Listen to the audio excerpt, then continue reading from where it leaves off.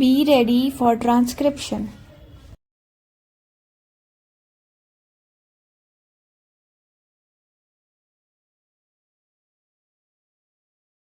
In discussing the demands for grant of the Finance Ministry, we have got to see to what extent the administration of this particular ministry has led to the development of our national wealth and the securing of the welfare which our state claims to have in view. Madam, we must try to analyze very carefully the working of this particular ministry because it is not merely a department of the government, so to say, but it is the nerve center of the administration of the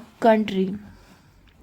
I would like first to refer to the role of foreign capital because in determining the manner in which the permission of capital issue has been granted by the particular administration, we should keep in our mind to what extent the interest of our nation have been served.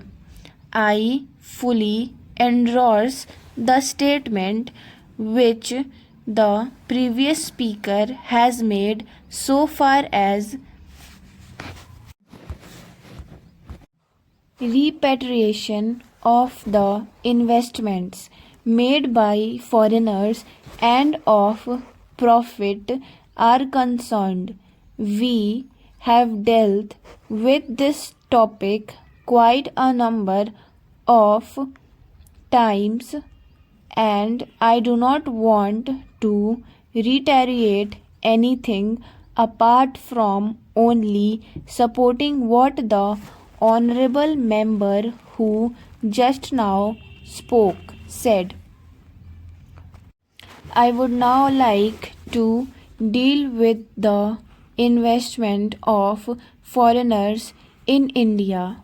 Madam, the government of our country accepted the proposition that in allowing foreign investment, it should come in only in such industry and such form of production wherein our national investor will not come forward and in which technical skill he is wanted. There is also one other factor which the industrial policy of government of 1948 as adumbrated further in 1949 by the Prime Minister laid down. It specifically said that the control and ownership of such concerns should as far as possible be in the hand of Indian nationals and the technical know-how of our country should be developed. I would like to emphasize the figure that have been put forward for the last few years from 1947 till the end of 1952 or the early part of 1952. It has been reported that rupees 19 crores of foreign capital have been allowed to be invested in our country. Of that particularly more than rupees 6 crores have been allowed to be invested in managing agency and trading enterprises in our country.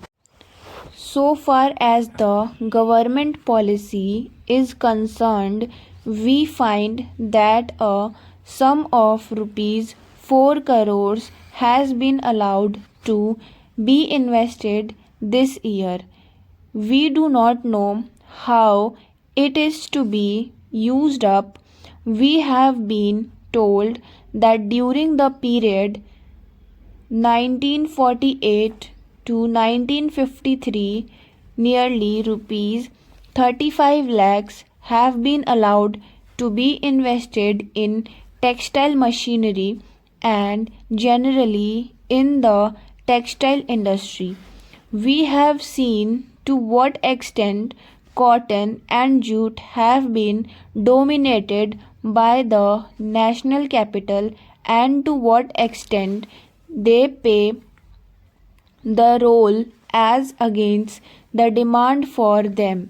We know further what the government is doing in regard to these industries and how the Indian counterpart in these industries are behaving.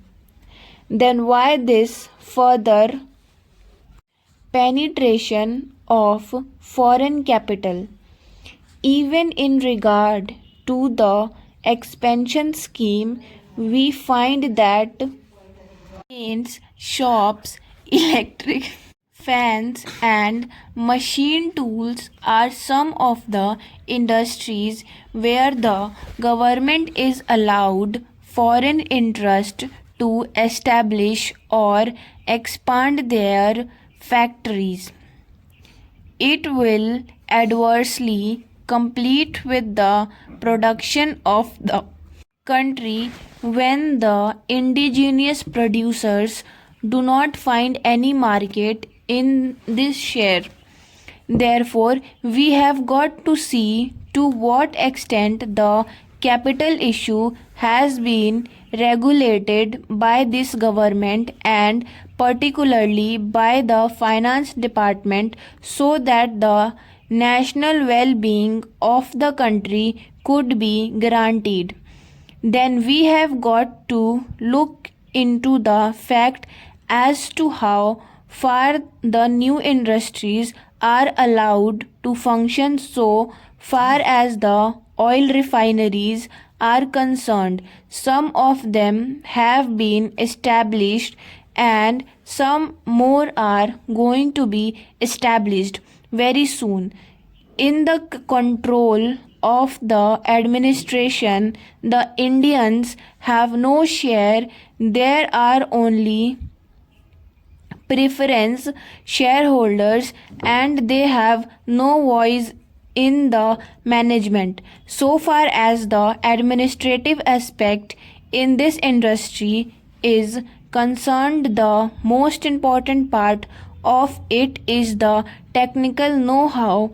They do not guarantee that they will train the Indians. That means they say even after 20 years we will have to face the problem of the know how in respect of the oil refineries. I do not know why the government are showing softness to foreigners in this matter.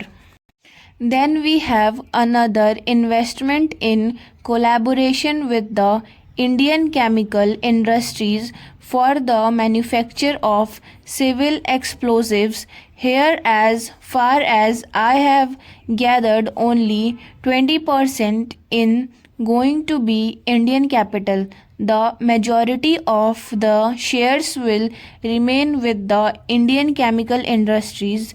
Nobody else has been allowed to make any investment. It would have been better if other companies and private individual had been given an opportunity to purchase the shares.